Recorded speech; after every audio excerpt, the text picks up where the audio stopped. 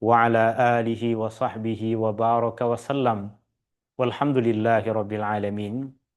Ini insyaallah adalah perjumpaan kita yang pertama untuk mempelajari hadis-hadis hukum yang disusun oleh Al-Imam Ibnul Mulaqin rahimahullahu taala, atau nama lengkap kitabnya adalah Al-Bulghah fi Ahaditsil Ahkam mimma ittafaqa alaihi syaikhan. Nama seperti yang kita boleh jumpai di dalam buku ini, nama seperti yang kita boleh jumpai di dalam kitab ini, Al-Bulghah fi Ahaditsil Ahkam mimma ittafaqa alaihi asy-syaikhan. Yang lebih kurang, terjemahan maksudnya adalah ringkasan hadis-hadis hukum hakam yang disepakati periwayatannya oleh asy-syaikhan, yaitu Al-Imam Al-Bukhari dan Muslim. Mungkin sebahagian besar dari kita akrab dan terbiasa dengan kitab Bulughul Maram. Kitab Bulughul Maram juga kitab yang disusun berkaitan dengan hadis-hadis hukum hakam. Apa beza antara kitab Bulughul Maram dengan kitab yang insya Allah kita akan jadikan sebagai panduan untuk kita memahami hukum hakam di dalam kehidupan kita? Perbezaan yang pertama adalah kitab ini ditulis oleh guru dan kitab Bulughul Maram ditulis oleh muridnya. Ini adalah guru kepada Al-Imam Ibnu Hajar. Ibnu Hajar Al-Asqalani yang menyusun kitab Bulughul Maram adalah salah seorang murid dari Al-Imam Ibnul Mulaqin. Ini kitab yang disusun oleh guru, dan kitab Bulughul Maram adalah kitab yang disusun oleh muridnya. Kemudian yang kedua, kitab ini lebih ringkas. Ini terkandung di dalamnya 500 hadis, 500 lebih sedikit. Sedangkan kitab Bulughul Maram terdapat lebih dari 1.500 hadis. Artinya masa untuk kita mempelajari kitab Bulughul Maram adalah 3 kali ganda dari masa yang kita perlukan untuk mempelajari kitab yang disusun oleh Al-Imam Ibnul Mulaqin rahimahullahu ta'ala. Yang ini guru, dia hadisnya dalam 500, atau tepatnya boleh kita tengok pada muka surat akhir, muka surat 335, hadis 509. Ini bilangan hadis yang ada di dalam kitab Al-Bulghah, kitab yang disusun oleh Imam Ibnul Mulaqin. Sedangkan bilangan hadis yang ada pada kitab Bulughul Maram ia lebih dari 1.500. Kemudian perbezaan yang ketiga adalah kitab ini fokus pada hadis-hadis yang disepakati periwayatannya oleh Imam Bukhari dan Muslim. Kitab ini fokus kepada hadis-hadis yang diriwayatkan oleh Al-Imam Al-Bukhari dan Muslim, sedangkan kitab Bulughul Maram ia diambil dari banyak kitab-kitab yang lain, lebih luas, lebih terperinci, tapi tentunya memerlukan masa yang lebih panjang untuk kita mengkajinya, memerlukan masa untuk kita mempelajarinya. Dan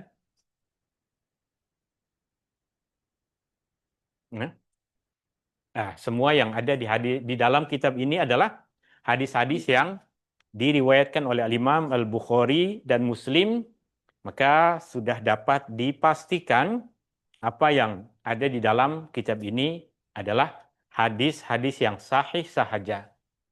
Berbeza dengan kitab Bulughul Maram, Al-Imam Ibnu Hajar Al-Asqalani terkadang menyebutkan hadis-hadis yang hasan dan hadis-hadis yang lain juga.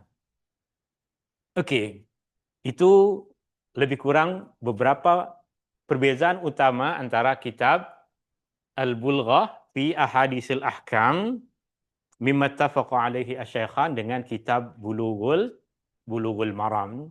Tapi intinya sama, ia adalah hadis yang menjelaskan tentang hukum hakam.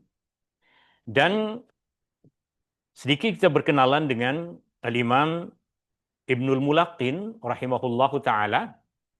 Di dalam kitab ini tentunya kita jumpai terjemahan yang lebih terperinci tentang di mana dia dilahirkan, siapa ayah dia, bagaimana perjalanan dia dalam menuntut ilmu, apa kitab-kitab yang telah kita tulis. Sedikit kita berkenalan dengan Ibnu Al-Mulaqin. Perkataan Al-Mulaqin pada masa beliau hidup, ia adalah perkataan yang digunakan untuk maksud guru mengaji Al-Quran. Perkataan Al-Mulaqin pada masa beliau hidup dulu, perkataan ini digunakan di sebahagian tempat di Mesir dengan maksud guru Al-Quran, orang yang mengajar Al-Quran, orang yang mengajar untuk membaca dan menghafal Al-Quran. Yang bergelar sebagai mulaqin adalah suami kepada ibu beliau, Ibnul Mulaqin.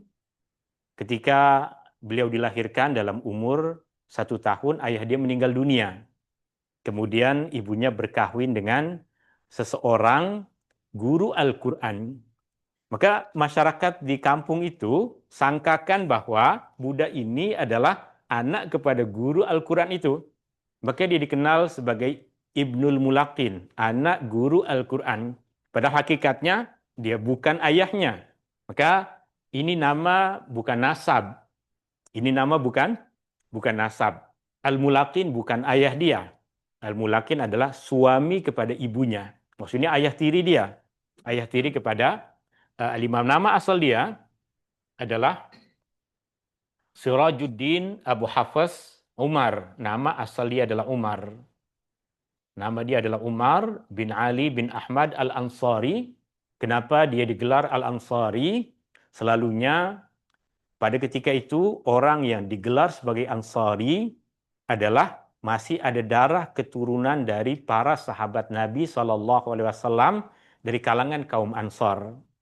Sebab ramai sahabat Nabi SAW yang hijrah ke Mesir pada ketika itu dan hidup di Mesir, maka di antara keturunan dari para sahabat Nabi SAW adalah beliau Umar bin Ali, atau dikenal sebagai Sirajuddin, atau yang lebih masyhur orang panggil dia dengan panggilan Ibnu Al-Mulaqin. Lahir di Kairo pada tahun 723 dan meninggal dunia pada tahun 804 Hijriyah. Maknanya dia hidup pada kurun yang ke-8 Hijriyah. Kepakaran Imam Ibnul Mulaqin ada pada 3 perkara. Yang pertama, pada ilmu hadis. Artinya banyak beliau menulis berkaitan dengan ilmu hadis. Kemudian yang kedua adalah ilmu usul fiqh. Usul fiqh adalah metodologi untuk memahami hukum hakam. Satu kajian bidang ilmu yang disusun oleh para ulama yang tujuannya dari mempelajari ilmu tersebut adalah untuk mempelajari metodologi dalam mengambil kesimpulan hukum hakam. Dan produk hukum hakam dinamakan ilmu fiqh. Apa yang kita pelajari dalam hukum hakam, rukun solat, misalnya ada 13. Rukun yang pertama ini, rukun yang kedua itu, ia adalah produknya yaitu ilmu fiqh.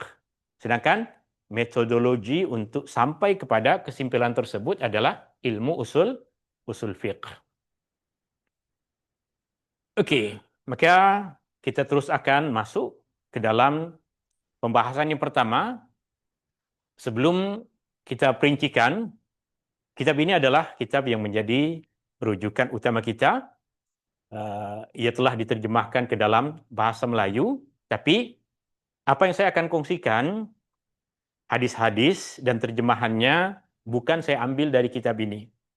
Karena ini kitab hasil karya orang dah pernah terjemahan, saya tak boleh asik copy paste hasil karya orang lain, maka saya akan gunakan kitab asal dan kemudian saya terjemahkan. Maknanya dalam terjemahan terkadang dijumpai banyak perbezaan perkataan, tapi maksudnya sama. Artinya di sini misalnya dia menggunakan perkataan dikatakan, saya menggunakan perkataan mengatakan atau berkata. Maksudnya ada perbezaan pada terjemahan, karena ini adalah hak intelektual dari penterjemah. Saya tidak copy paste dari buku ini, saya ambil hadis dari kitab asal, kemudian saya terjemahkan. Di dalam, tapi muka surat dan number hadis, saya gunakan muka surat yang sama, saya gunakan number hadis yang sama, agar ketika kita merujuk kepada kitab ini, kita boleh terus menjumpai mana pembahasan tersebut. Pada mukaddimah, selepas menyebutkan mukaddimah, Al-Imam Ibnu Mulaqin, ini boleh kita jumpai pada muka surat yang pertama, beliau mengatakan, ini adalah ringkasan hadis-hadis berkaitan dengan hukum.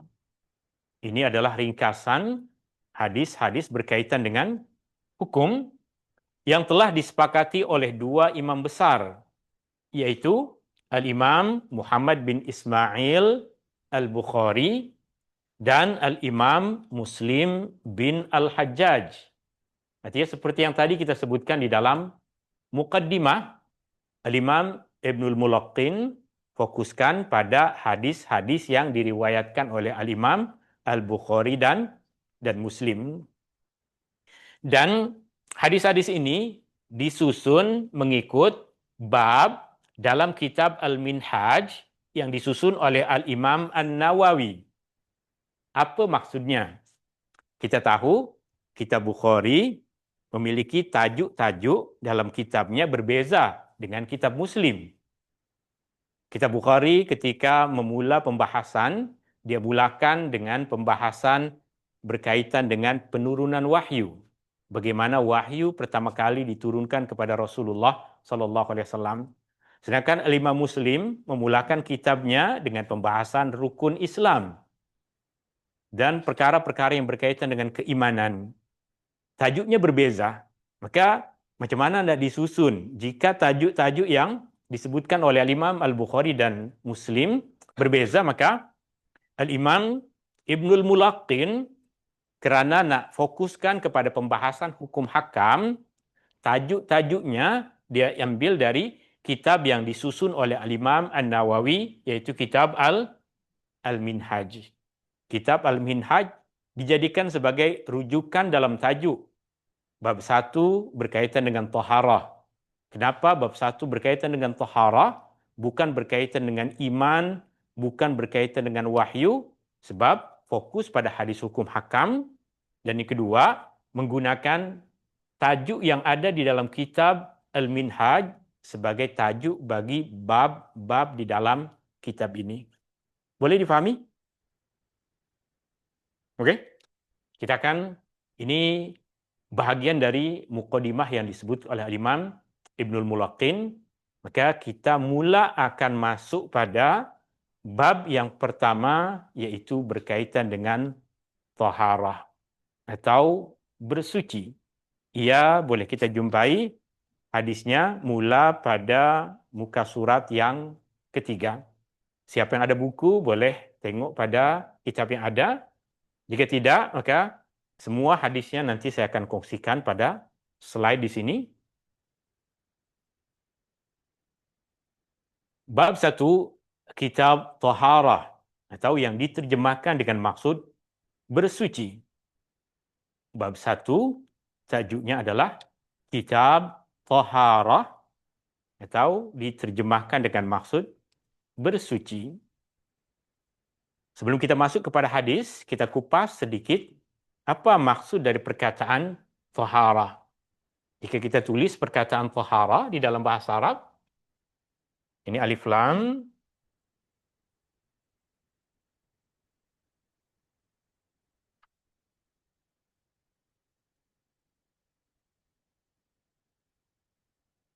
ini perkataan at-taharah yang diterjemahkan di dalam kitab ini dengan maksud bersuci. Pada apa yang saya tulis, saya memilih untuk kekalkan dengan lafaz asal yaitu taharah. Karena lafaz ini akan banyak kita jumpai di dalam kitab-kitab hukum hakam dalam bahasa Melayu, tidak diterjemahkan ke dalam bahasa Melayu, dikekalkan dalam lafaz asal yaitu taharah. Maksud asal dari perkataan taharah adalah bersuci. Untuk kita memahami tentang hukum hakam yang terkandung di dalam kitab ini, untuk kita bersama memahami hadis-hadis yang disebutkan di dalam kitab ini, tentunya kita perlu merujuk kepada kitab-kitab yang memberikan perincian terhadap hukum hakam. Dan di dalam slide yang saya kongsikan di sini, saya akan sebutkan rujukan yang menjadi sandaran kita dalam menyampaikan ilmu dan maklumat. Kemudian baru kita sebutkan hadis-hadis dan kefahaman berkaitan dengan hadis-hadis tersebut. Perkataan taharah dalam bahasa Arab, ia adalah perkataan yang bermaksud kebersihan dan kesucian. Makna asal taharah adalah bersih dan suci, kebersihan dan kesucian. Perkataan taharah dalam bahasa Arab bermaksud an-nazafah, kebersihan, dan kesucian daripada kekotoran. Ta'rif ini boleh kita jumpai pada apa yang disusun oleh Al-Imam An-Nawawi di dalam kitab Al-Majmu' Syarah Al-Muhazzab. Perkataan taharah, makna asalnya adalah kebersihan dan kesucian. Kemudian Al-Imam An-Nawawi rahimahullahu ta'ala memberikan maksud terperinci terhadap perkataan taharah dengan mengatakan, adapun perkataan taharah dalam istilah para fuqaha. Fuqaha maksudnya adalah ahli fiqh. Fiqh adalah ilmu yang mempelajari tentang hukum hakam. Adalah menghilangkan hadas atau menghapuskan najis. Ini maksud dari taharah. Menghilangkan hadas atau menghapuskan najis.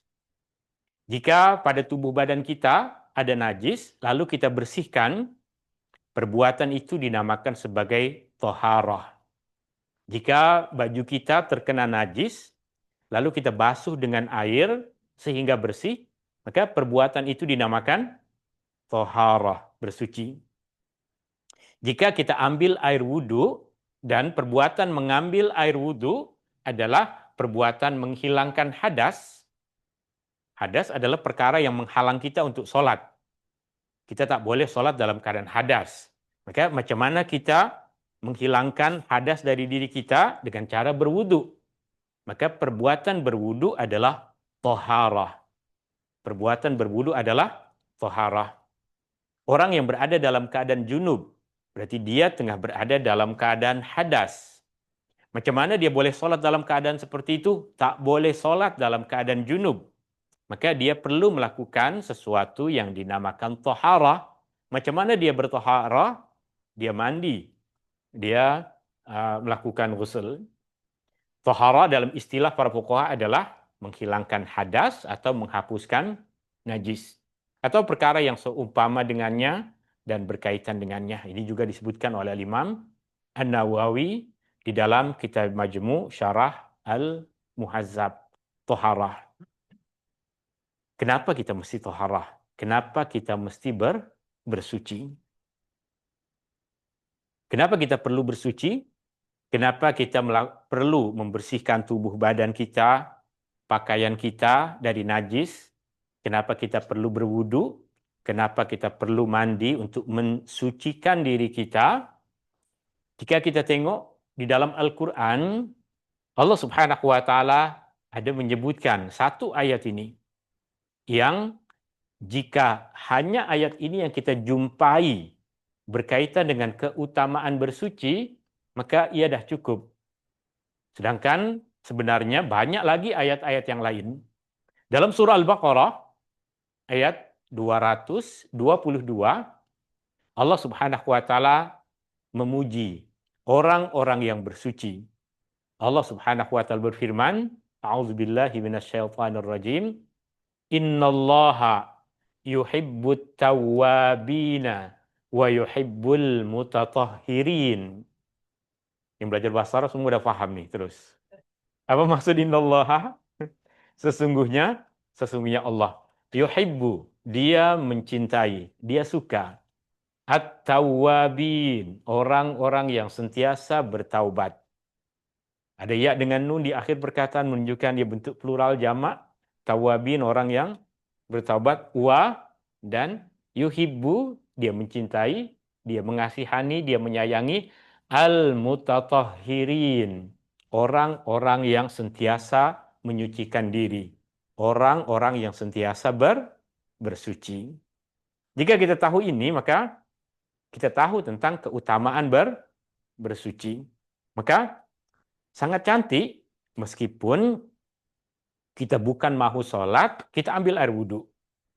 Lepas mandi, lepas masuk ke tandas, kita ambil air wudhu, meskipun kita dah sholat. Kenapa? Sebab Allah mencintai orang-orang yang sentiasa bersuci. Dari ayat ini juga kita akan paham bahwa kita yang sentiasa menjaga kebersihan diri.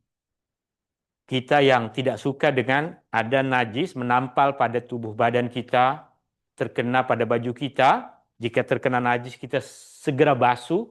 Jika terkena najis segera kita hilangkan, segera kita bersihkan. Maka kita tahu bahwa itu adalah satu amalan yang dicintai oleh Allah. Allah mencintai orang-orang yang sentiasa menyucikan dirinya. Allah mencintai orang-orang yang sentiasa melakukan taharah. Wa yuhibbu al-mutatahhirin.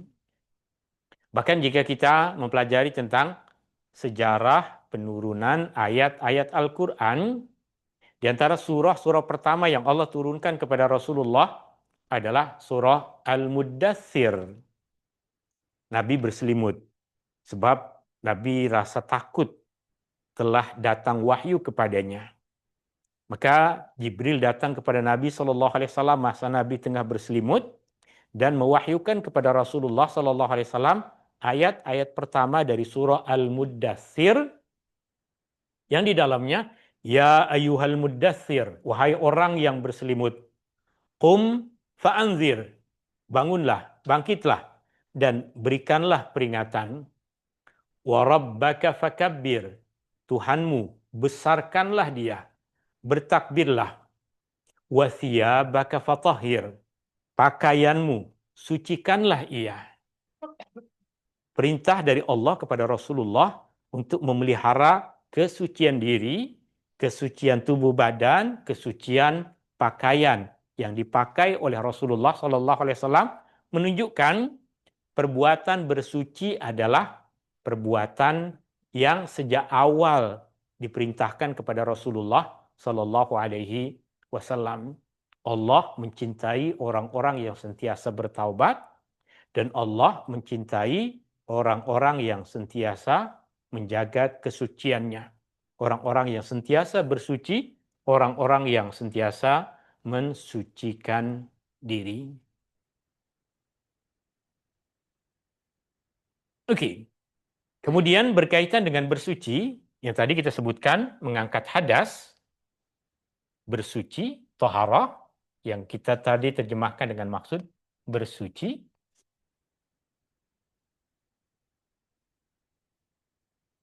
Boleh kita bahagi bersuci kepada dua bahagian. Ada bersuci dari najis. Maknanya kita bersihkan tubuh badan kita bersihkan pakaian yang kita pakai, kita bersihkan bekas yang kita akan gunakan untuk makan, kita bersihkan tempat yang kita akan gunakan untuk sholat, atau untuk duduk, atau untuk membaca Al-Quran daripada najis. Ini bermaksud bersuci dari najis. Kemudian yang kedua adalah bersuci dari hadas.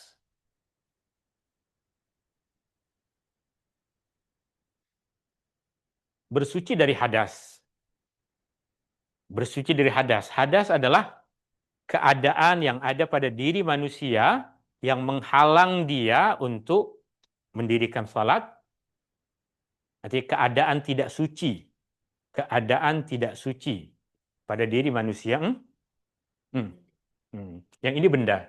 Najis benda. Yang hadas ini keadaan.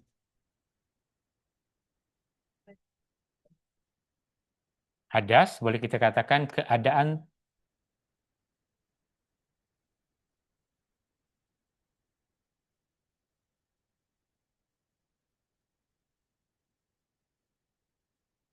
tidak suci yang ada pada diri seseorang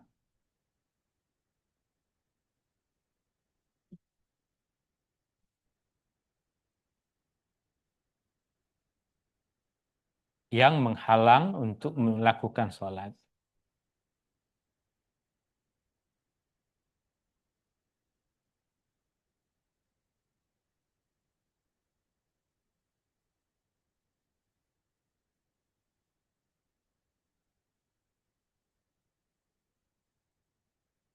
Dari ibadah sholat, utamanya sholat, masuk di dalamnya ibadah tawaf juga, di ibadah yang selalu kita jumpai dan keadaannya setiap hari adalah sholat.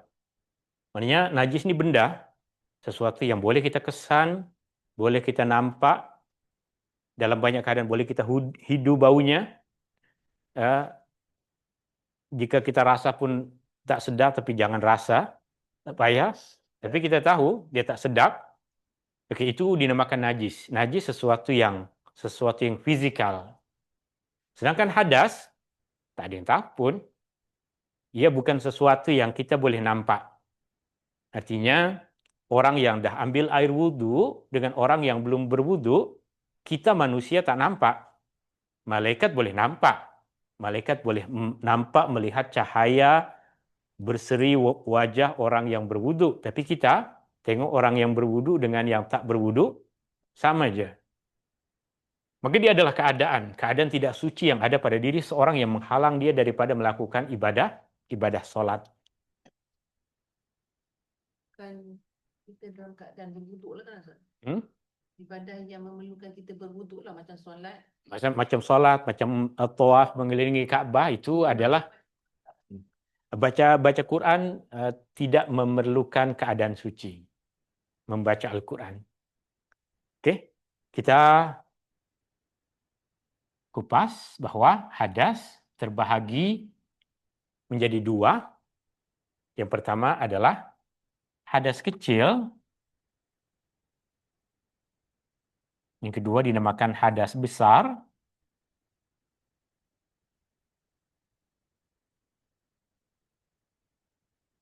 Hadas kecil, yang kedua adalah hadas besar. Hadas kecil menuntut kita untuk wudhu.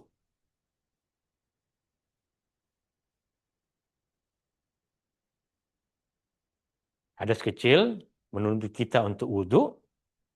Hadas besar menuntut kita untuk ghusl, mandi.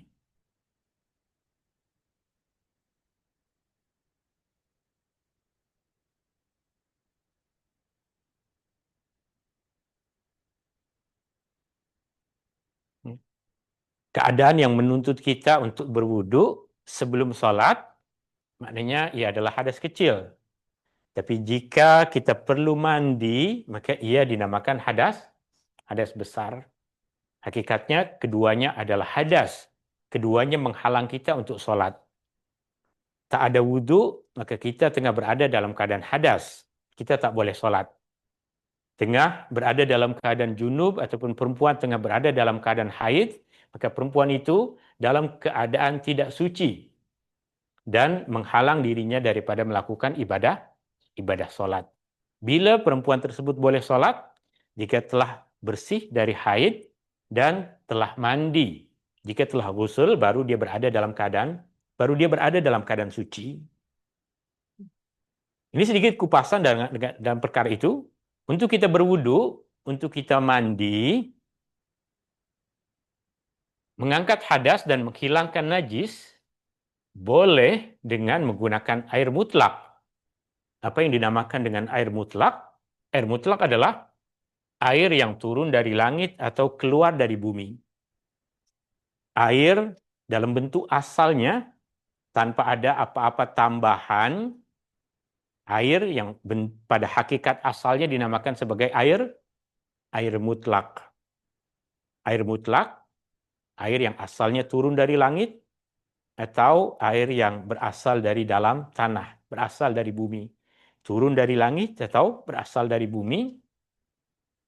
Yang turun dari langit adalah air hujan atau salji dan ais. Yang turun dari langit adalah air hujan, salji, dan ais. Air hujan disebutkan dalam Al-Quran, wa anzalna minas sama'i ma'an tahura. Dan kami turunkan dari langit air yang mensucikan. Salji dan ais, ini kita jumpai hari itu dalam kelas bacaan sholat, bacaan doa iftitah, di mana Nabi SAW dalam salah satu doa iftitah ajarkan untuk kita membaca Allahumma naqqini min khatayaya bil ma'i wassalji wal barad, ataupun Allahumma gsil khatayaya bil ma'i wassalji wal barad. Ya Allah, bersihkanlah aku dengan air, salji, dan ais. Oke, ini yang turun dari langit. Kemudian yang keluar dari bumi, yang asalnya dari bumi, air laut, air sungai, dan air perigi. Pada sebahagian penulisan ada tambahan mata air mata air.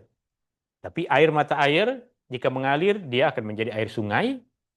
Air mata air, jika dia tertakung, dia akan jadi air perigi. Hakikatnya sama. Kita nak sebutkan mata air, ataupun tidak, hakikatnya sama. Jika air tersebut bertakung di situ sahaja, maka itu dinamakan sebagai air perigi. Jika air tersebut mengalir, maka akan dinamakan sebagai air sungai.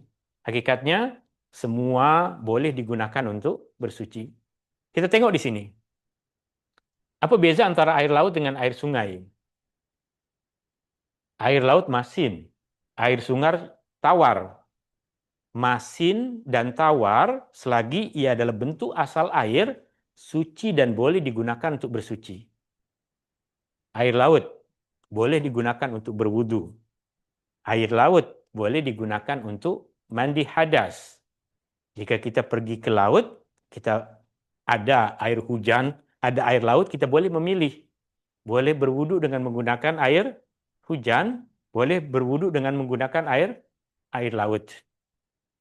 Lalu bagaimana, tak selesa saya berkumur-kumur nak wudu dengan air laut? Selesa tak selesa, wudunya sah. Demikian juga, air sungai. Sebagian sungai yang keluar dari mata air, khususnya di kawasan-kawasan yang ada belerang, airnya akan bau dan rasa macam belerang. Maka itu tetap suci dan menyucikan. Kenapa? Sebab itu asal dia. Apa yang terjadi secara semula jadi, dia tidak mengubah hakikat air. Oke? Ini berkaitan dengan bersuci. Bersuci adalah dengan menggunakan air, sama ada air yang turun dari langit atau air yang keluar dari bumi. Nah, sekarang keadaan kita berbeza. Kita, adakah pernah di sini ada orang yang masa hujan pergi keluar ambil air wudhu? Macam tak pernah kita buat. Atau kita pergi ke sungai untuk ambil air wudhu? Macam mungkin pernah sekali, 2 kali, tapi selalunya kita tak buat macam itu. Adakah yang pernah pergi ke laut kemudian ambil air wudhu? Mungkin boleh jadi tak ada yang pernah berwudhu menggunakan air laut di sini.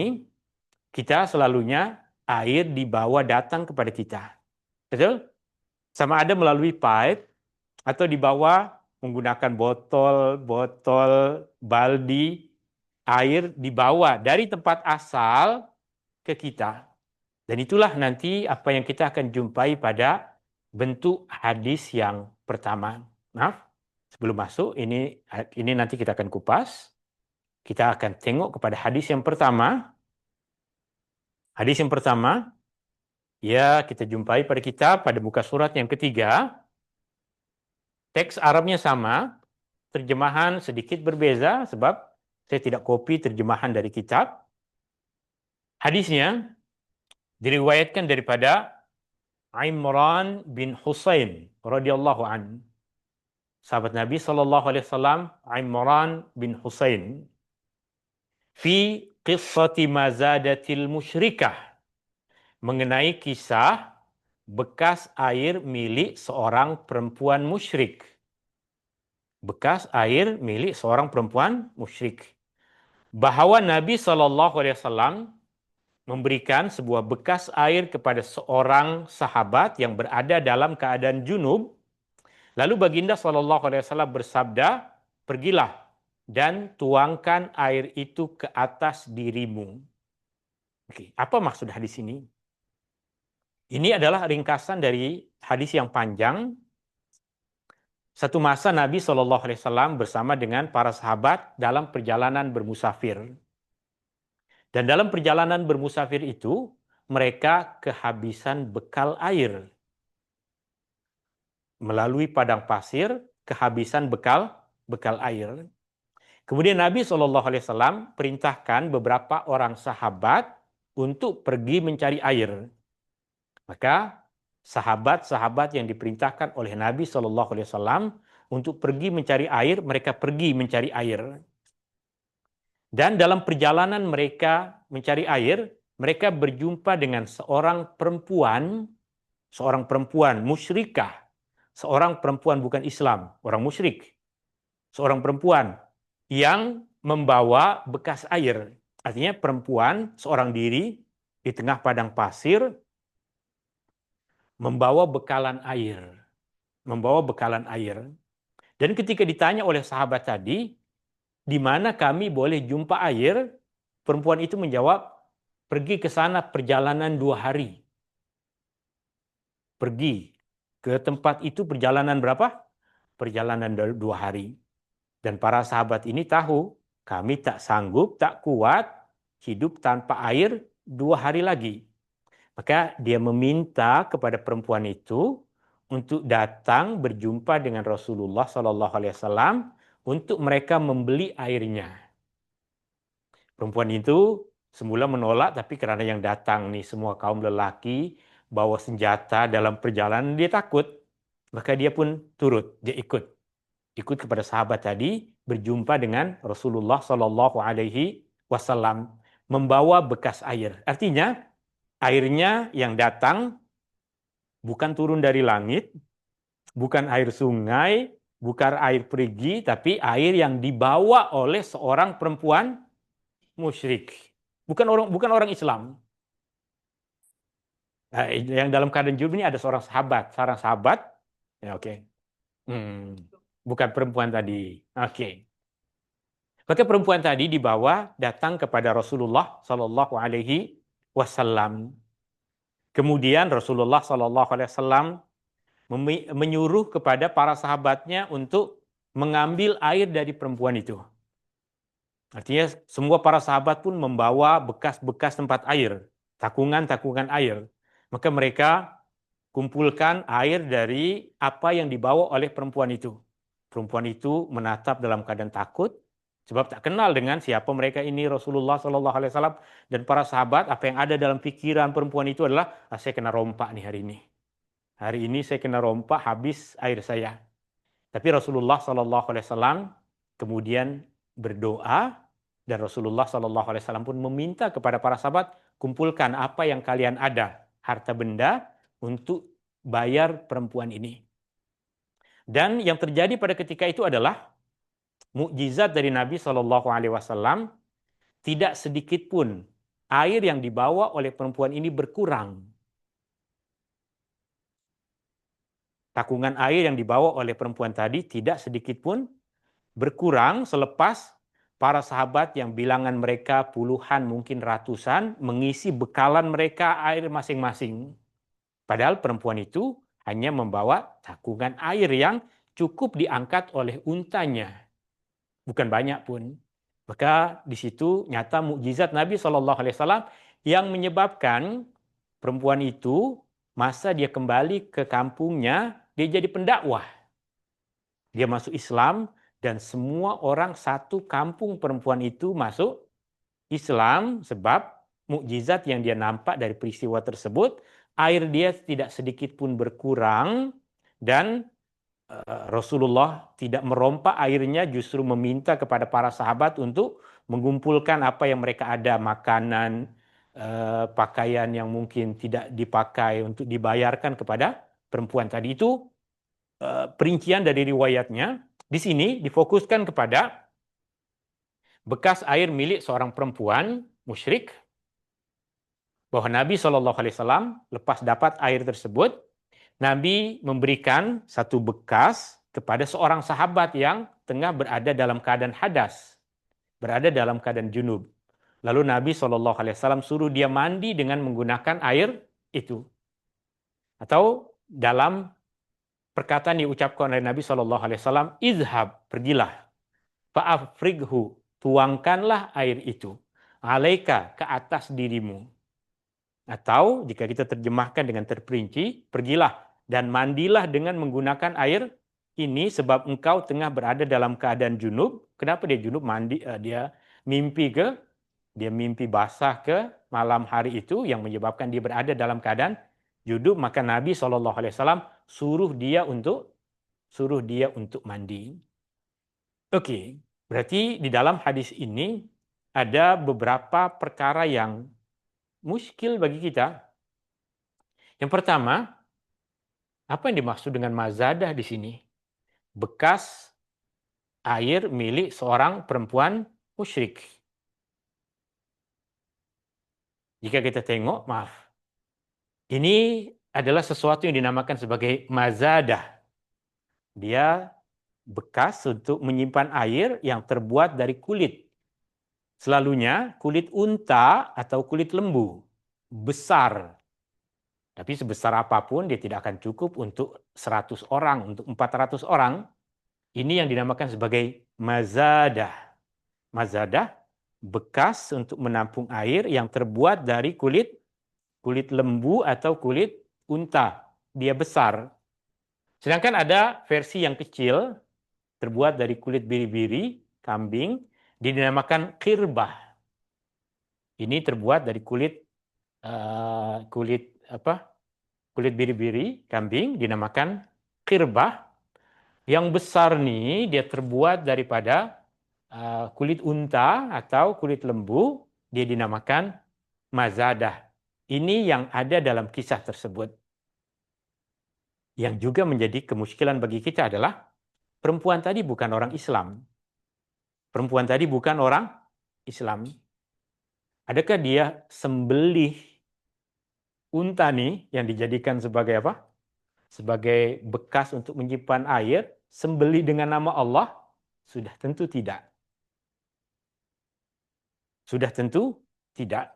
Tapi nanti pada pembahasannya kita akan mengupas tentang pembahasan bahwa kulit binatang, kulit lembu, kulit kambing, kulit biri-biri, kulit unta, meskipun dia tidak disembelih, apabila dia telah disamak, diawetkan, maka ia menjadi suci.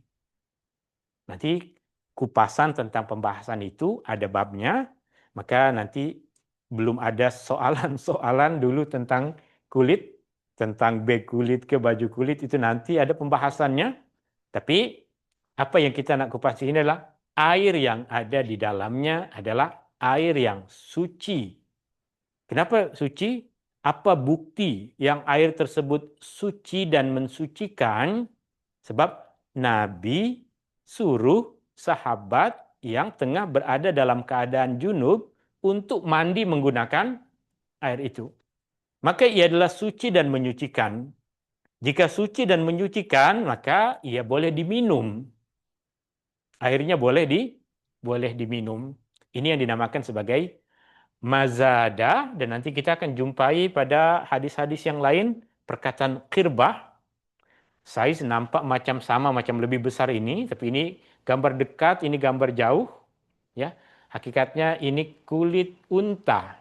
Ini saiznya saiz unta, ini saiz dia adalah biri-biri atau kambing. Dia tak kira saiz ni, macam kalau kita ambil wuduk di masjid, dia kena satu kolah tu besar-besar tu kan. Kalau kita macam sekarang kita ambil wuduk daripada bekas air mineral semua tu. Okay. Ada soalan berkaitan dengan wudhu. Nanti kita akan ada pembahasan tentang wudhu. Inti dari soalannya adalah, adakah wudhu mesti menggunakan air yang banyak? Tidak. Wudhu mesti menggunakan air yang cukup. Artinya jika kita berwudhu dengan satu mangkuk, satu cawan, satu botol, jika ia cukup untuk membasahi anggota tubuh wudhu kita, maka ia boleh digunakan untuk berwudhu dan wudhunya adalah sah. Tiada apa-apa syarat berkaitan dengan air wudhu mesti 2 kolah. Pembahasan tentang air yang banyak ada pada pembahasan tentang najis. Jika air yang banyak terkena najis, maka najis tersebut tidak merusak air. Airnya tetap suci dan mensucikan, kecuali jika satu kolah yang besar tersebut semua jadi bau najis, maka dah bertukar jadi najis. Kita ada kupasannya nanti. Ini berkaitan dengan mazadah. Mazadah, bekas yang terbuat dari kulit unta atau kulit lembu yang digunakan untuk menyimpan air, digunakan untuk menyimpan minuman oleh orang Arab dahulu. Dengan unta sahaja. Iya. Yang terbuat dari kambing ataupun biri-biri, terbuat dari biri-biri ataupun kambing dinamakan qirbah. Ini sahaja yang ada pada masa Rasulullah SAW. Tak ada yang terbuat dari kulit kuda ke, kulit khinzir ke, kulit anjing ke, tak ada. Hanya 2 bahan ini. Lembu ataupun unta yang besar dinamakan mazada, kemudian yang kecil dinamakan qirbah. Dan qirbah di rumah Nabi pun ada. Hampir di rumah semua sahabat Nabi mesti ada, sebab ini satu-satunya kemudahan mereka dahulu untuk menyimpan air. Selain menggunakan ini, apa nih nama, tempayan ke? Ini yang dinamakan kullah. Ini nanti ada pembahasannya. Ini qirbah, ini mazadah. Oke. Ini ada satu kupasan berkaitan dengan apa yang dikatakan oleh dalam hadis tadi oleh Imran bin Husain, kupasan dari Al-Imam Asy-Syirazi dalam kitab Al-Muhazzab. Ini kupasannya tadi dah saya sebutkan. Jika seseorang berwudu menggunakan bekas milik mereka, yaitu orang musyrik bukan orang Islam, berwudu menggunakan sesuatu bekas yang disediakan baldi oleh orang bukan Islam. Jika mereka bukan golongan yang menggunakan najis sebagai sebahagian daripada ritual agama. Maaf, kita tahu ada orang yang menggunakan najis sebagai bahagian dalam ritual agama. Menggunakan najis lembu ke, menggunakan najis binatang pada bahagian ritual agama mereka, maka kita kena hati-hati. Sebab boleh jadi baldi yang digunakan adalah baldi yang digunakan untuk menyimpan najis tersebut. Itu mesti ada kehati-hatian. Tapi jika orang kafir tersebut bukan orang yang menggunakan najis dalam ritual agama, maka wudunya adalah sah. Wudu adalah sah, meskipun bekas tersebut adalah milik orang bukan Islam. Meskipun bekas tadi adalah milik orang musyrik. seperti yang tadi terjadi pada riwayat Imran bin Husain. Wudunya adalah sah. Ini mengikut kepada apa yang dikatakan Al-Imam Asy-Syirazi. Ini karena Nabi SAW pernah berwudu menggunakan bekas air milik seorang wanita musyrik. Pada riwayat yang tadi kita sebutkan. Sebab airnya banyak digunakan oleh para sahabat untuk minum, digunakan oleh para sahabat untuk berwudu, dan ada juga sahabat yang gunakannya untuk mandi hadas, mandi junub. Berarti air tersebut adalah air yang suci dan mensucikan. Bahkan Imam Asy-Syirazi mengatakan Umar juga radhiyallahu an pernah berwudu dari tempayan milik seorang Nasrani, orang Kristen. Hanya tak ada isu dalam perkara itu. Pergi ke rumah sahabat ke jiran ke orang bukan Islam, kemudian kita mahu ambil air wudu, maka selagi kita tahu bahwa mereka bukan orang yang menggunakan najis pada benda-benda yang ada di rumah. Jika mereka menggunakan najis pada benda-benda yang ada di rumah, kita pun tak selesa untuk menggunakannya minum, untuk makan padanya, untuk lebih lagi untuk melakukan ibadah padanya, yaitu ibadah berwudu. Kerana hukum asal bekas milik mereka adalah suci. Hukum asal bekas milik orang Islam ke bukan orang Islam, hukum asalnya adalah suci, melainkan jika kita tahu dengan pasti ia digunakan untuk najis, maka ia bernajis. Atau kita ada kebimbangan, lebih baik kita tinggalkan. Jika ada kebimbangan, ada keraguan, lebih utama untuk kita tinggalkan. Okey, soalan? Pergi rumah orang bukan Islam, kita boleh minum daripada bekas. Kita boleh minum, kita pergi ke orang bukan Islam, jika kita tahu keadaan tadi. Mereka bukan orang yang menggunakan najis pada benda-benda di rumahnya. Maka kita boleh minum. Ya.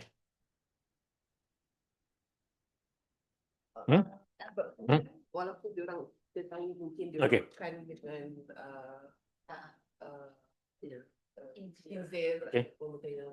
gelas dia Okey. ada alkohol. Ada soalan berkaitan dengan bekas untuk makan dan minum? Kita ada kupasan tentang perkara itu nanti, ya. Tapi hukum asalnya adalah sama. Benda yang kita tengok secara zahirnya adalah suci, maka ia adalah suci. Jika ada kebimbangan, lebih utama dalam agama, jika ada kebimbangan, kita tak gunakan. Ya. Tapi kita tak wajib untuk bimbang. Sebab Imam Asy-Syirazi mengatakan hukum asal bekas milik orang bukan Islam adalah suci. Nah, betul? Okey. Hadis ini Imam An-Nawawi dalam kitab Al-Majmu' mengatakan hadis tadi tidak diceritakan secara jelas bahwa Rasulullah SAW berwudu dengannya. Memang di dalam riwayat tiada perkataan Rasulullah berwudu dengan menggunakan air tadi.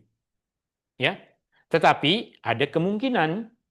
Sebab apa? Sebab Nabi suruh para sahabat semua untuk berwudu, Nabi suruh para sahabat untuk minum, Nabi suruh sahabat yang tengah berada dalam keadaan junub untuk mandi menggunakan air itu, maka itu sudah memadai untuk menunjukkan kepada kita bahwa air yang tadi dibawa oleh perempuan musyrik tadi, meskipun perempuan tersebut bukan orang Islam, adalah air yang suci dan boleh digunakan untuk bersuci.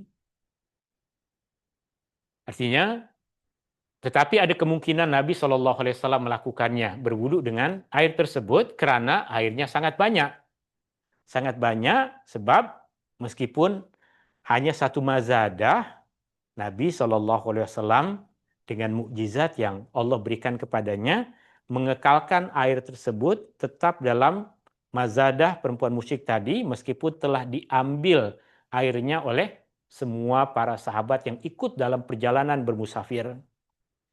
Perjalanan bermusafir Nabi ini, dia bilangannya selalunya 100, 200, 300, 400 orang. Maknanya bukan bilangan yang sedikit.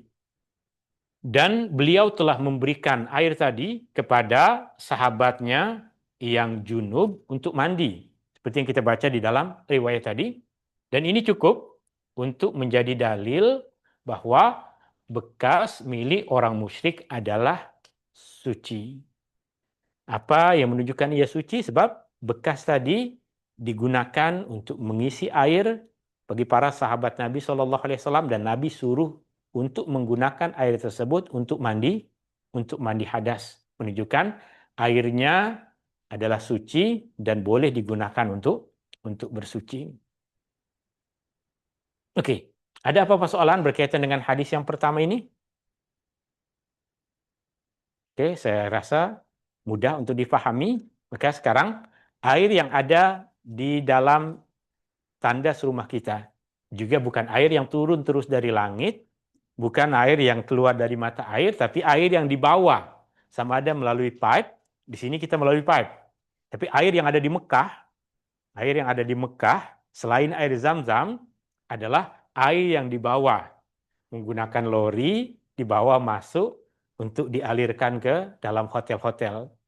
Air yang ada di hotel-hotel di Mekah itu adalah air yang dibawa. Tapi bezanya bukan air yang dibawa oleh orang musyrik. Itu air yang betul dibawa oleh orang Islam. Tapi ya air yang melalui proses asal dari air laut, kemudian ditapis dan digunakan untuk minum, digunakan untuk bersuci, digunakan untuk masak, digunakan untuk keperluan orang-orang yang berada di Mekah. Oke. Selesai hadis yang pertama, kita akan masuk kepada hadis yang kedua. Hadis yang kedua, kita boleh jumpai pada muka surat yang keempat. Hadis diriwayatkan daripada Asma binti Abi Bakar. Asma, sahabat Nabi SAW, anak kepada sahabat Nabi SAW, Asma binti Abi Bakar, kakak kepada Aisyah radhiyallahu anha, dan dia yang membantu perjalanan hijrah Nabi SAW dan wanita pertama yang melahirkan selepas hijrah. Wanita, sebab masa dia membantu Nabi dalam perjalanan hijrah, dia dalam keadaan mengandung. Dan beberapa masa selepas dia tiba di Madinah, dia melahirkan. Maka anak dia, Abdullah, adalah bayi pertama yang lahir di Madinah selepas hijrah. An Asma binti Abi Bakar, daripada Asma, anak kepada Abu Bakar, qalat, beliau berkata, Ja'at imra'atun ila Rasulillah sallallahu alaihi wasallam faqalat. Seorang perempuan datang kepada Rasulullah sallallahu alaihi wasallam lalu bertanya, Ihdana yusibu thawbaha min damil haidah. Jika salah seorang daripada kami terkena darah haid pada pakaiannya, kaifa tasna'u bihi? Apa yang mesti dia lakukan? Kain, baju, terkena darah haid. Apa yang mesti dilakukan? Dari soalan ini dan dari jawaban Nabi SAW kita akan tahu bahwa darah haid adalah najis. Darah haid adalah najis. Atau bahkan kesimpulan yang tepat adalah semua darah adalah najis. Semua darah adalah najis. Darah adalah najis. Jika orang terluka, maka darah tersebut adalah najis. Jika kita menyembelih ayam, menyembelih lembu, menyembelih kambing, maka darah yang terkeluar dari lehernya itu adalah najis. Adapun darah yang berkekalan pada daging binatang selepas disembelihkan, ia adalah dimaafkan. Kita boleh makan ayam yang telah disembelih, dagingnya masih ada sisa-sisa darah padanya, lembu pun sama, kambing pun sama, maka ia adalah dimaafkan, halal untuk dimakan. Oke. Darah haid, kaifa tasna'u bihi? Apa yang mesti dia lakukan? Faqal, maka Nabi SAW bersabda, tahuttuhu. Maksudnya, kikislah kesan darah itu. Yang pertama, buanglah zatnya, buanglah bendanya, buanglah kesan darahnya. Jika dia dah kering, maka kikislah dia, gosoklah dia agar kesan darah tersebut hilang. Summa taqriduhu bil ma, kemudian basuhlah dengan air. Basuhlah dengan air. Basuhlah dengan air. Maknanya Nabi suruh perempuan tersebut untuk membasuh najis tadi dengan menggunakan apa? Menggunakan air. Maka ia memberikan kefahaman kepada kita bahwa alat yang paling utama digunakan untuk membersihkan najis adalah air. Padahal di negeri Arab, air di antara benda yang susah. Meskipun ia susah, tapi Nabi SAW suruh dia untuk menggunakan air untuk membersihkan najis tadi. Kemudian Nabi mengatakan, kemudian renjiskanlah air ke atasnya. Kemudian sholatlah dengan pakaian tersebut. Dah kering ke, masih basah ke, ia adalah suci sebab telah dibasuh dengan menggunakan air. Jika telah dibasuh dengan menggunakan air, maka kain tersebut suci. Jika kainnya dah suci, maka ia boleh digunakan untuk sholat. Sama ada masih dalam keadaan basah atau sudah kering. Soal apa? Susah nak yang dengan air. Ustaz. Jadi kalau masih ada Stain? Kesan. Okey. Masih ada kesan. Boleh guna untuk solat. Okey. Sebab kalau nak buang kena dengan Okey, bersihkan. Faham saya soalannya? Okey.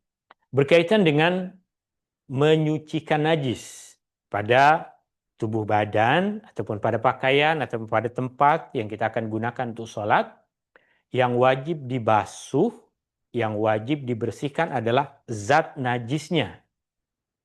Zat najisnya. Maaf jika ada anak cucu masih kecil, dia buang hajat di situ, benda itu dibuang. Bersihkan dengan menggunakan. Lepas itu bersihkan dengan menggunakan air. Adapun kesan yang tersisa pada pakaian, yang boleh jadi bau pun susah hilang. Yang boleh jadi bau pun susah hilang. Maka kesan tadi dimaafkan. Contoh darah terkena pada baju yang berwarna putih. Jika dibiarkan sehingga kering darah tersebut, dibasuh dengan air, sebanyak apapun air yang kita gunakan, mustahil akan hilang kesan darah itu. Kesan darah tadi dimaafkan. Yang wajib adalah jika masih ada zat darah tadi menampal pada kain tadi, nasihat Nabi SAW, kikis dia terlebih dahulu agar tiada lagi bendanya. Adapun sisa kesan yang tersisa, ia adalah dimaafkan. Tahu jika masih ada pada kain tersebut sedikit bau najis, maka bau najis tadi dimaafkan. Maka jika seseorang lepas membasuhnya, dia hilangkan baunya dengan memberikan minyak wangi ke, perkara itu adalah dibolehkan. Kemudian renjiskan air ke atasnya, kemudian sholatlah dengan pakaian tersebut. Yang mesti dilakukan di sini adalah membasuhnya. Adapun perkara yang lain seperti mengikis, dia adalah untuk membantu, memudahkan, menghilangkan najis. Adapun merenjiskan air, dia untuk membasahkan bahagian yang lain agar kita yakin telah sempurna membersihkan najis yang ada pada pakaian tersebut.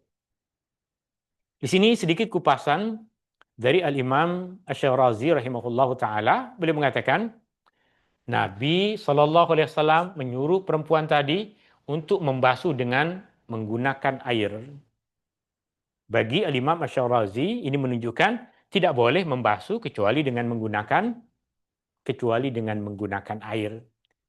Artinya air adalah alat yang paling utama yang disebutkan oleh Nabi SAW yang digunakan untuk, tadi yang pertama untuk mengangkat hadas, dan yang kedua di sini adalah untuk menghilangkan najis. Jika tidak ada air, pada keadaan manusia tiada air, untuk hadas dia akan bertayamum, ya. Untuk najis dia akan bersihkan sesuai dengan kemampuannya dengan menggunakan tanah misalnya, itu jika berada dalam keadaan darurat, tak ada air. Ya, batu ke? Betul. Okey. Okey. Ya, Kak? Hmm? Ada yang wipes yang moist wipes lah. Boleh guna Okey. gunakan air. Wet. Wipes mana ada wet. Okey. Kena Okey. Ini satu pembahasan, satu kupasan. Al-Imam Asy-Syarazi menyimpulkan pandangan majoriti ulama bahawa menyucikan sesuatu hanya boleh menggunakan air. Ini adalah pandangan majoriti ulama. Asas utamanya adalah hadis yang tadi kita baca, di mana Nabi SAW menyuruh perempuan tadi untuk membasuh najis yang berasal dari darah haidnya dengan menggunakan air. Al-Imam Asy-Syarazi membuat kesimpulan, dan ini kesimpulan kebanyakan ulama dengan mengatakan Nabi menyuruh untuk membasuhnya dengan menggunakan air. Kesimpulan dia menunjukkan tidak boleh membasuh kecuali dengan air. Ini nyata dari hadis tadi. Betul? Nabi suruh untuk membasuh dengan air. Tapi baris yang kedua ini, dia adalah kesimpulan. Kesimpulan, apa maksud kesimpulan? Kesimpulan adalah kefahaman para ulama yang mereka perincikan kepada kita berasaskan kepada hadis tadi.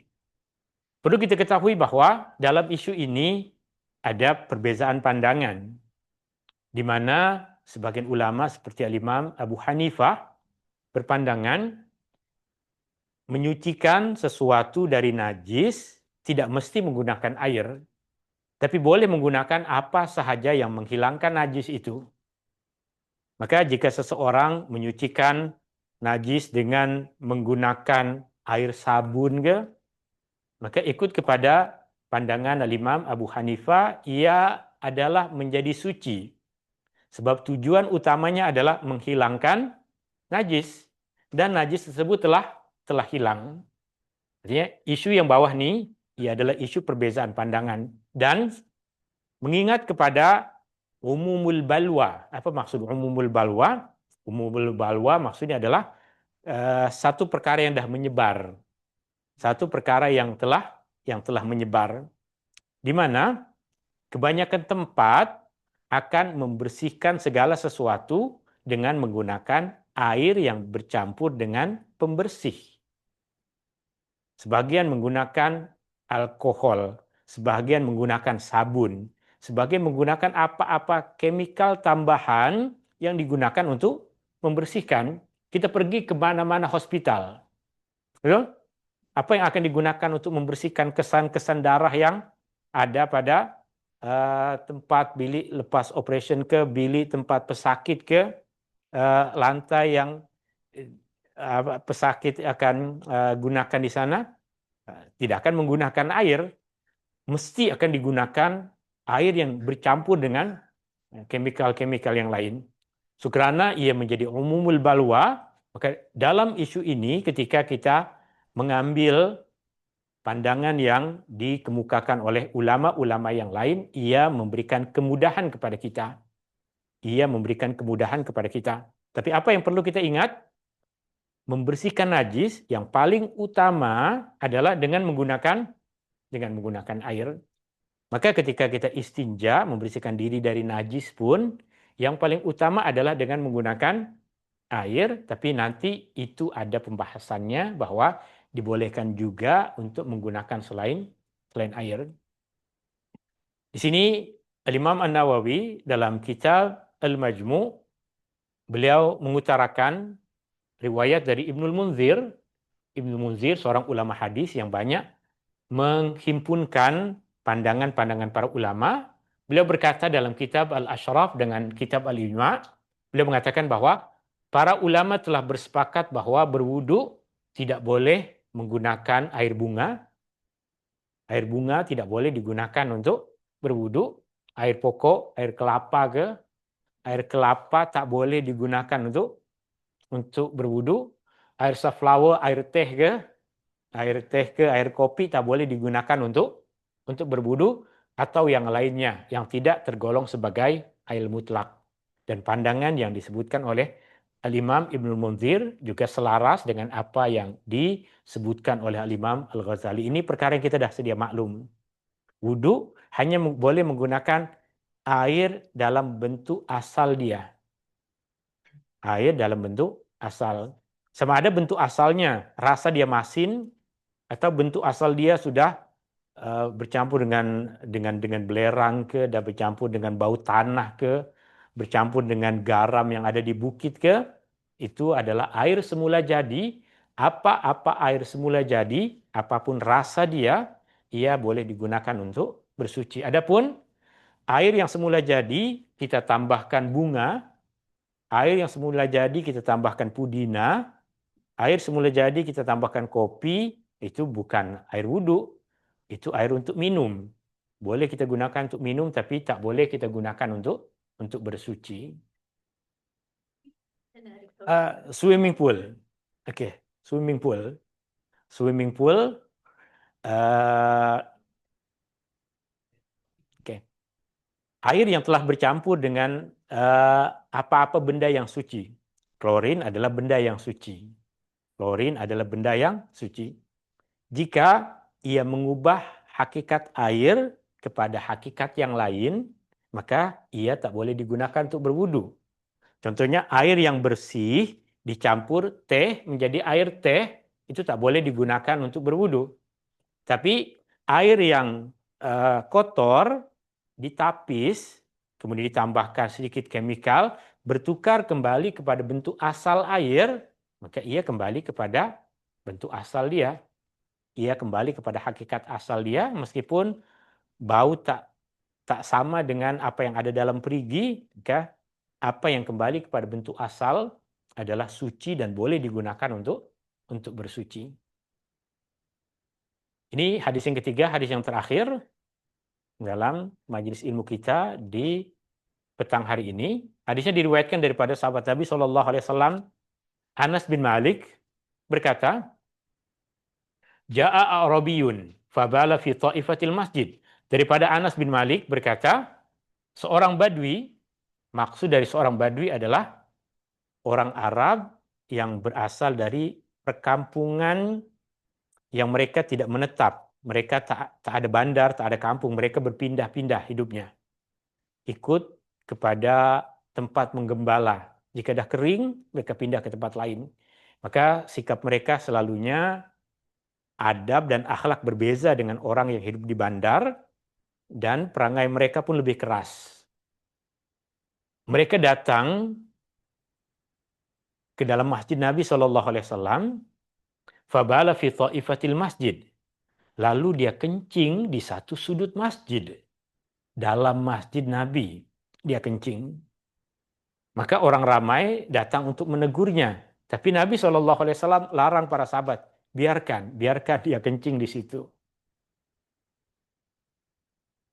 Setelah lelaki itu selesai kencing, Nabi SAW menyuruh agar dibawa satu baldi air lalu disiramkan ke tempat itu. Orang yang datang tadi orang Islam, bukan orang kafir nih. Dia datang ke Madinah, masuk ke masjid Nabi SAW, kemudian sholat 2 rakaat. Dia bukan orang kafir, dia orang Islam. Sholat 2 rakaat di mana? Di masjid Nabi SAW. Lepas sholat dia mengangkat tangan berdoa. Dia bukan orang kafir, dia orang Islam, tapi masih kurang ilmu. Masih tak tahu bahwa di kampung dia memang tak ada kampung.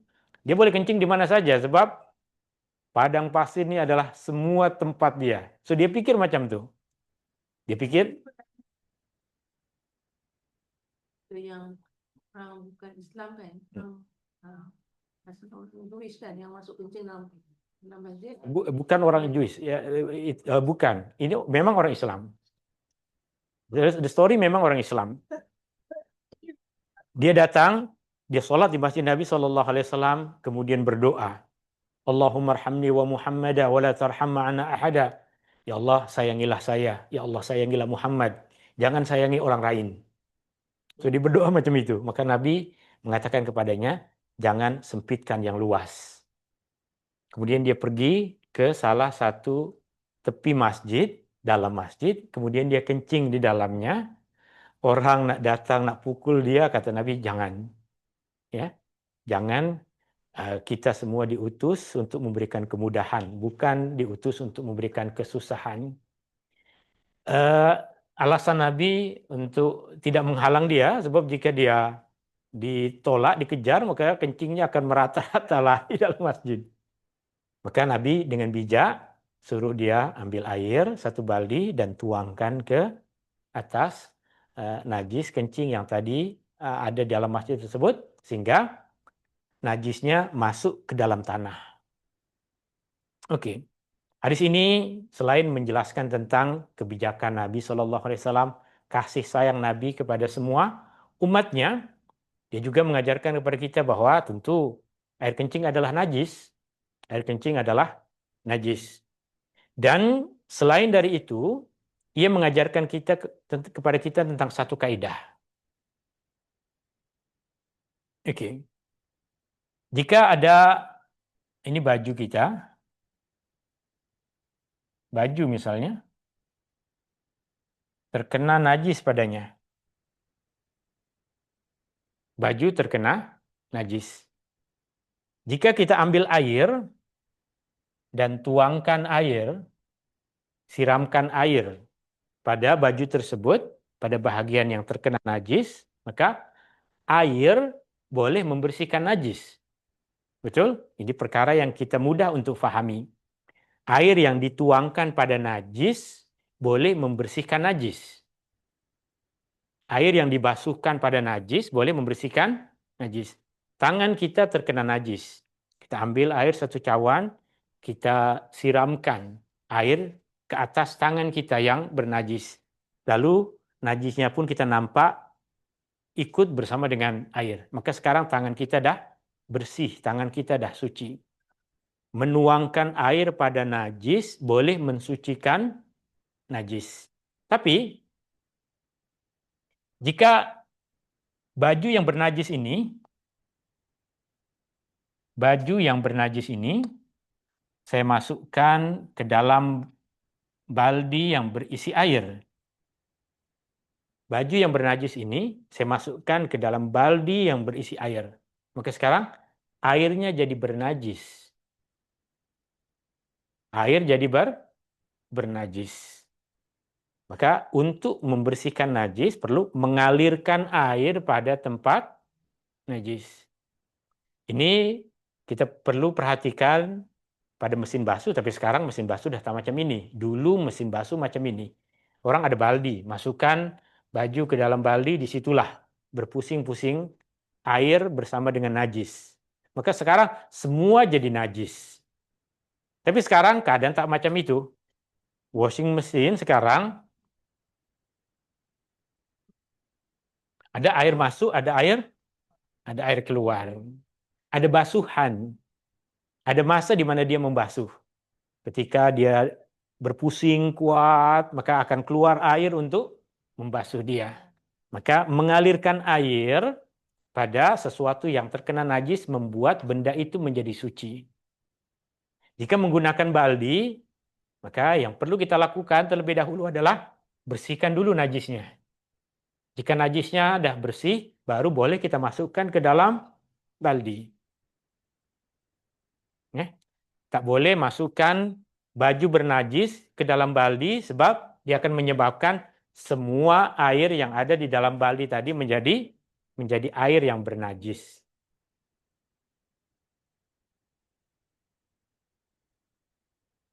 Oke. Itu boleh kita pelajari dari kaidah tadi, boleh kita pelajari dari apa yang dikupas oleh Al-Imam An-Nawawi di dalam kitab Syarah Sahih Muslim.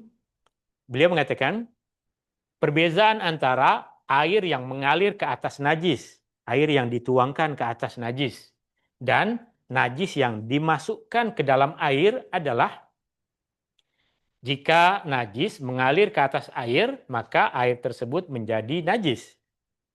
Sedangkan jika air mengalir ke atas najis, ia akan membersihkan dan menghilangkan najis tadi.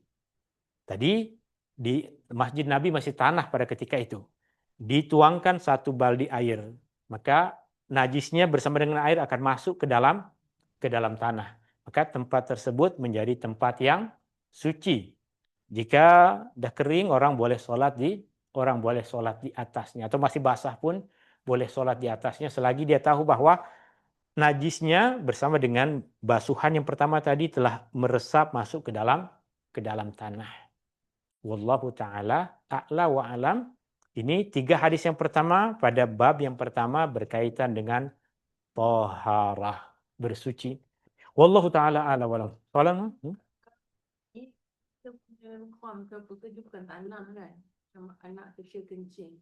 Kita kena mengalirkan air, kita kena Okey. kan. Okey, betul? Oke, sekarang sedikit. Jika yang pertama, sekarang keadaannya ada karpet. Anak ke cucu ke kucing kencing di karpet. Oke, karpet. Ini satu karpet nih. Ini satu karpet. Dia tak akan satu karpet penuh dengan najis. Dia ini ya. Oke. Cara yang mudah ikut kepada hadis tadi adalah kita letakkan pada bagian ini, di bawahnya kita letakkan baldi ke apa? Di bawah karpet itu pada bagian yang terkena najis, kita letakkan apa? Baldi. Kemudian kita tuangkan air dari atasnya. Tuangkan air.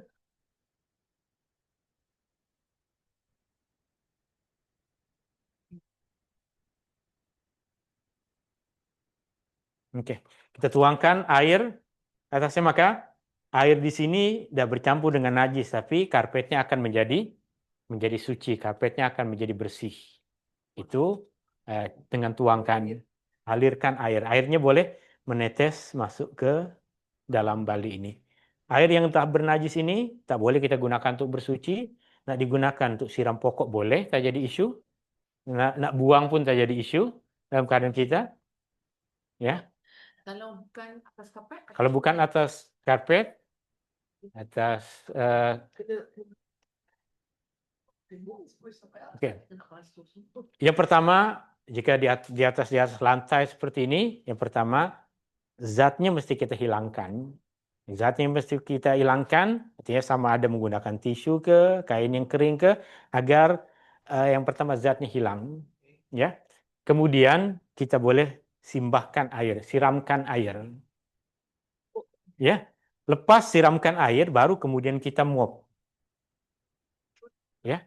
Siramkan air, itu kaidahnya tadi. Menyiramkan air pada sesuatu yang bernajis membuat tempat itu menjadi suci. Tak kira berapa banyak air lah. Yang ikut kepada banyaknya najis tersebut, tapi mesti menutupi semua bahagian yang terkena najis.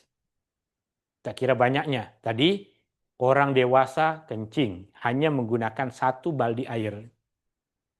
Ya. Dan itu tentunya boleh kita buat jangkaan berapa air yang perlu kita gunakan untuk membasuh tadi. 1 baldi, setengah baldi pun dah cukup, sebab kita dah keringkan dulu air kencingnya tadi. Ya, bukan air kencing yang masih satu petak tu kita terus siramkan air sehingga najisnya akan tersebar merata. Yang perlu kita lakukan, kita keringkan dulu, gunakan tisu gunakan kain lain, baru lepas itu kita siramkan air, mengalirkan air tadi, membuat tempat itu menjadi suci. Ya. Wallahu taala a'la wa alam, dan itu kupasan kita dalam majelis ilmu ini. Semoga apa yang kita pelajari, apa yang kita bahas hari ini ada ilmu dan manfaatnya. Dan seperti biasa, jika ada kemuskilan boleh ditanya pada pertemuan yang akan datang, atau soalan selalu terbuka di dalam grup Q&A untuk ditanyakan. Syukran. Hadani Allah wa iyyakum ajma'in, sama ada yang hadir di sini ataupun yang hadir bersama di dalam Zoom meeting. Semoga semua mendapat manfaat dan kebaikan. Syukran. Subhanakallahumma wa bihamdika asyhadu an la ilaha illa anta astaghfiruka wa atubu ilaik. Syukran. Assalamualaikum warahmatullahi wabarakatuh. Jazakumullah khairan.